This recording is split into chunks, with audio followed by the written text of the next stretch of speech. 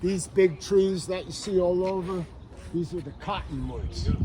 So we do have water, but it's deep down, okay? Because remember I said this was all kind of marshland originally?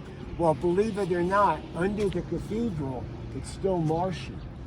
So in modern times, they decided, hey, we got enough money now, let's build those steeples. And when they discovered the earth under the cathedral was soft, they realized they couldn't build because the earth from the weight would shift and they'd lose the whole cathedral, it would collapse.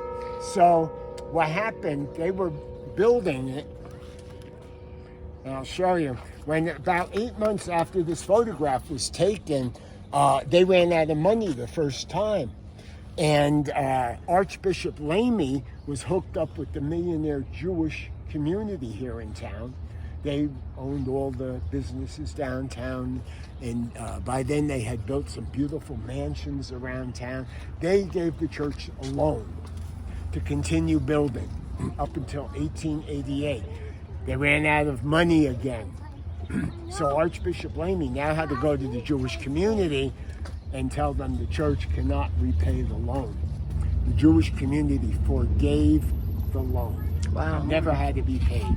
And it's interesting because the Jews that were here in the 1800s were descendants of the Jews from Portugal and Spain that were, removed from those areas. And at that time, they dispersed throughout the world. Right. Many Jewish people ended up here, the West Coast, everywhere. And so that's how they were here. So they give credit to the generosity of the Jewish community. They forgave the loan. It never had to be repaid. And the cathedral exists because of their generosity. Actually, they've been done a lot of dirt. Yeah. This is the sanatorium that used to be up here at the top of the park. Okay, that building there was the hospital. So the hospital replaced the sanatorium. But this was the style of architecture. Once the red brick came here, they went crazy with Gothic style architecture. And then these buildings were just torn down. That would have been nice to have been up there. Historically, it would have been interesting.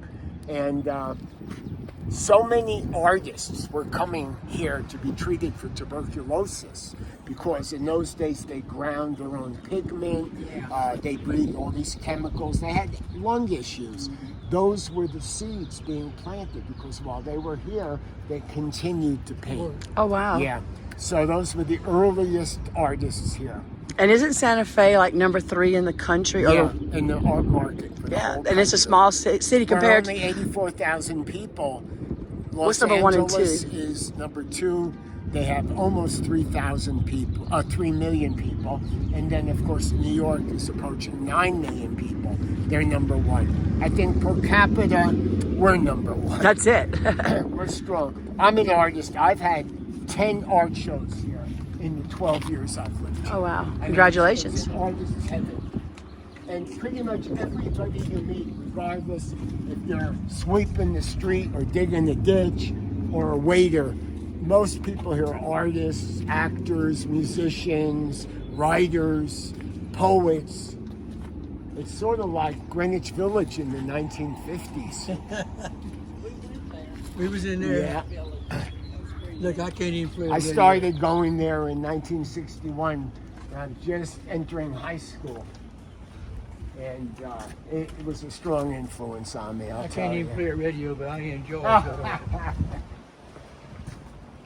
Well, New York is great. I'm from there. I worked in Manhattan for 40 years. Wow. And I was an art director. I did The View with Barbara Walters. I did 2020, Sunday Morning with Charles Kuralt. Pretty much every show in the last 40 years between CBS and ABC television. Wow. I had my thumbprint stuck in there somewhere. That's very... What's your name again? Paul Hillman. So nice to meet you again. Yeah. Yeah. So this is the Cathedral Basilica of St. Francis of Assisi.